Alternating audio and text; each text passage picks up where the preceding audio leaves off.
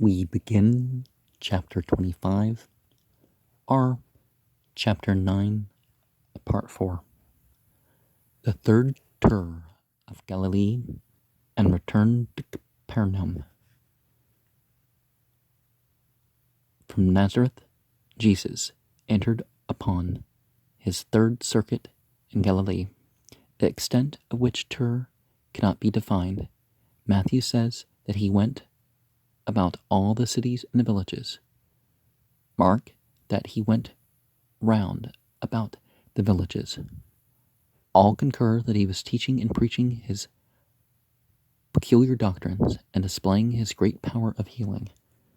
Matthew 9, 10, 11, Mark 6, 9, Luke 9 and 10. Just chapter numbers. The multitudes continued to throng him. They had the formal instruction of the established church, but the mass of the people were destitute of moral and religious culture. They appeared to the eye of Jesus as sheep that had no shepherd, torn to pieces by hierarchic wolves, and yet the people seemed desirous of spiritual training. At sight of this, Jesus said to his disciples, "The harvest indeed is great, but the laborers are few. Pray therefore the Lord of the harvest that he will send forth laborers into his harvest." It was the suggestion of the missionary idea and kindling of the missionary spirit. It was a hint as to what his intentions were for immediate missionary operation. In pursuance of this design, trying to get a clearer picture as I do this, he called his 12 chosen disciples together and commissioned and instructed them for this new institution of propagandism. He intended to disseminate his doctrines more rapidly and more widely. These men had been with him long enough to be weaned from other pursuits, to be attached to his person and his plans, and to have acquired such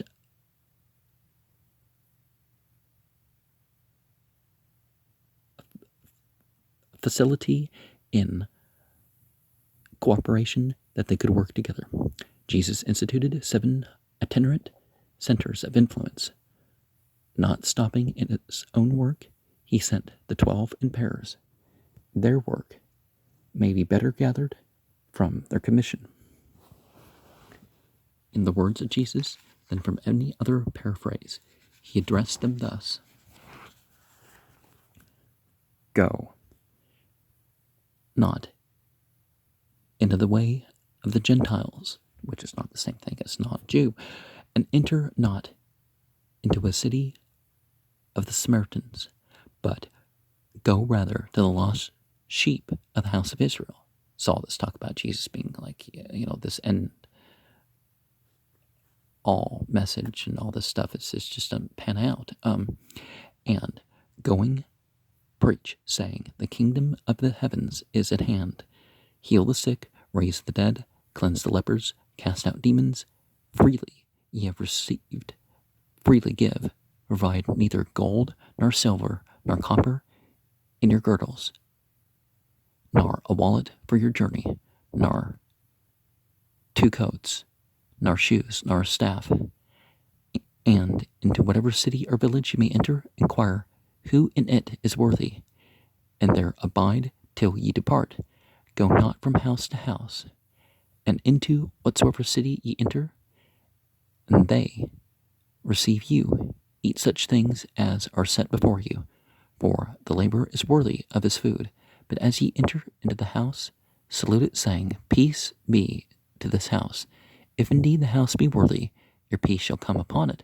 But if it be not worthy, your peace shall return to you. And whoever will not receive you, nor hear your words, on going out of that house, or city, or village, shake off the dust from your feet for a testimony against them. Notwithstanding, be ye sure of this, that the kingdom of God is come nigh unto them. Verily I say to you, it will be more tolerable for the land of Sodom and the land of Gomorrah in the day of judgment than for that city. Behold, I send you forth as sheep in the midst of wolves. Begin ye, therefore, to become as wise as the serpent. Left-hand path, and simple as the doves. Not simple as the doves, innocent and, harmless maybe, would be the right way. The right-hand path, so the descending lightning bolt and the rising serpent. But beware of men, for they will deliver you up to councils, and will scourge you in the synagogues, and ye shall be brought before governors and kings for my sake, for a testimony to them and to the Gentiles. And when they deliver you up, be not over anxious how or what ye shall speak, for it shall be given to you in that hour what ye shall speak, for ye are not the speakers, but the Spirit of your Father speaking in you. And so just as his doctrine was not that the one, it wasn't his own doctrine, but the one who sent him, God, they also should be, the messengers of the messenger sort of thing.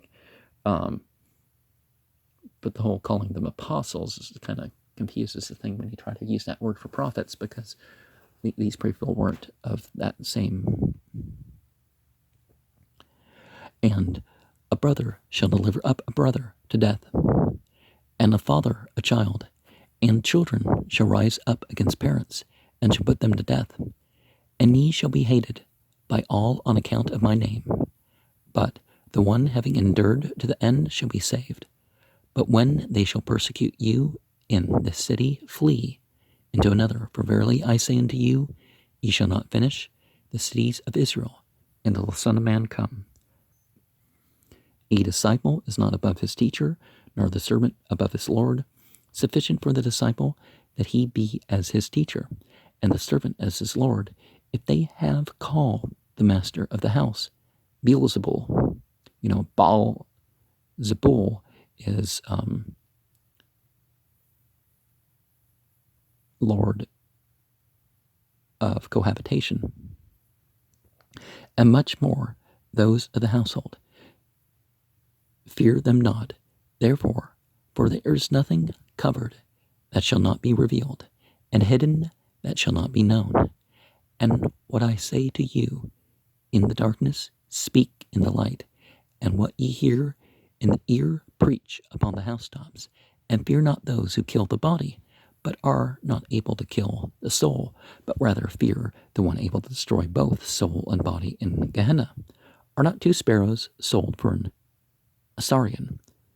This indicates a coin of small value, perhaps more than an American cent and less than an English penny. Well, remember how much a penny and that sort of stuff would have been back in the day, though. Here is a picture of the bronze specimen of this coin. On one side it is an anchor and the Greek letters for Herod, Baai, Herod king, and on the verse to cornucopia and a pomegranate.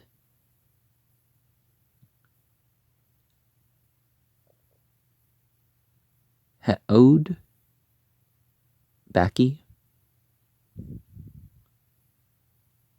where I don't see the R. And not one of them shall fall on the ground without your Father. But and even the hairs of your head are all numbered. Fear ye not then, ye are of more value than many sparrows. Everyone therefore who will confess me before men, I also will confess him before my Father in heaven. Think not that I came to cast peace on the earth.